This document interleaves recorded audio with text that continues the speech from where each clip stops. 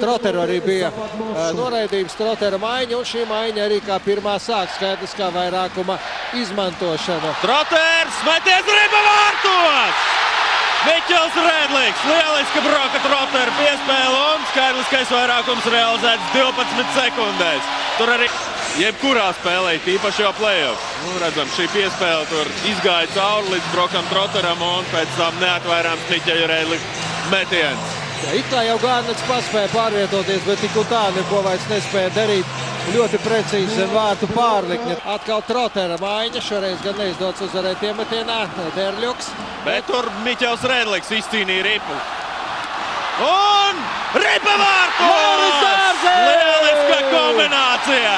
Lauris Dārziņš 2-0! Skaidriskie vairākuma rezultāts kļūst 2-0. Jā, Lauris Dārziņš trāpīja. Redzam, Gunta Galviņa piespēle, Broka Trotera piespēle un Maikls Gārnets vienkārši pārvietojās uz to stūri. Šķiet, ka Maskavas Dinamo pusminūtes pārtraukumu, vēlreiz skatāmies.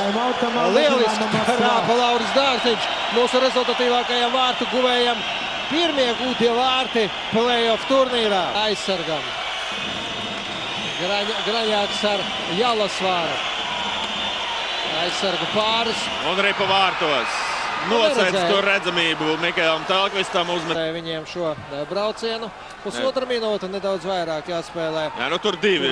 Graņāks meta pa vārtiem. Redzam, divi spēlētāji bija pilnībā noseguši redzamību mūsu vārtsargam. Jaunais spēlētājs mūsu spēlē. Bukārta metienu tver Maikls Gārnets un te ļoti rupi Gorbanovs nospēlē, pa ko arī saņem 2 minūtes.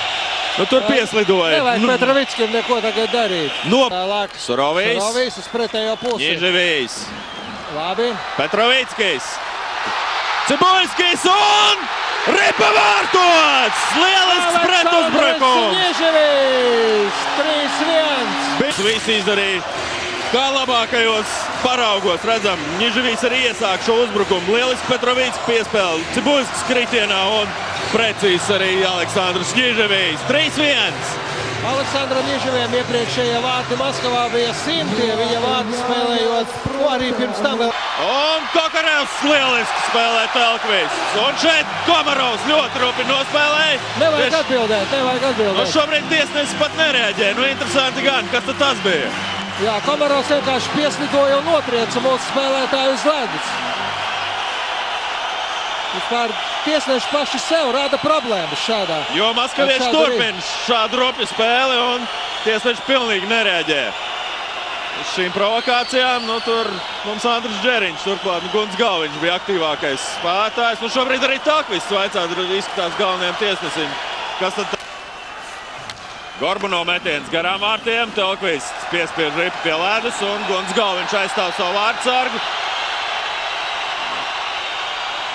Un tur cīniņš, Gunts Galviņš ar Zainulinu. Savs vārtsargs ir jāaizstāv. Jā, bet tiesnesis parādīja, man liekas, klupināšana, tikai interesanti kā. Un te arī jau saķērās, Miķelim Rēdlīgam gan nevajadzētu cīkstēties ar. Un Gunts Galviņš nogāž uz ledus Zainulinu. Zainulins augumā ražanāks un masīvāks spēlētājs. Aplausi Guntim Galviņam. Var teikt, ka šajā cīņā pēc punktiem viņš uzvarēja. Metiens un ripa lido aizsargu tīklā. Un tas Saimans uzsāk, kā Krišāna Rēdlīga. Surovijs un Karsums uzņem ātrumu 2-1. Piespēle un ripa vārtos! 4-1 mazākumā! Un tas ir vislabākais sots par maskaviešu ropību. Gulta vārtu skaidriskajā mazākumā. Tomašs Surovijs ar... Un lielisks pretuzbrukums, teicam piespēle un arī ļoti precīzi Tomašs Surovija metiens. 4-1, vēl 51 sekundi gan jāspēlē skaidriskajā mazākumā. Vairākumā Troters uzvar iemetienā, bet ripa šobrīd ir iegūta. Šādā veidā Maskavas Dinamo. Un ripa vārtos! Miķelis Rēdlīgs 5-1 saņemiet par savu rupību. Saprast, ka šeit neviens nav, kurš nobītos. Šajā komandā tādu nav spēlētāju. Šobrīd Dvorečenskis iznāca pirmo reizi laukumā kopā ar Komaru.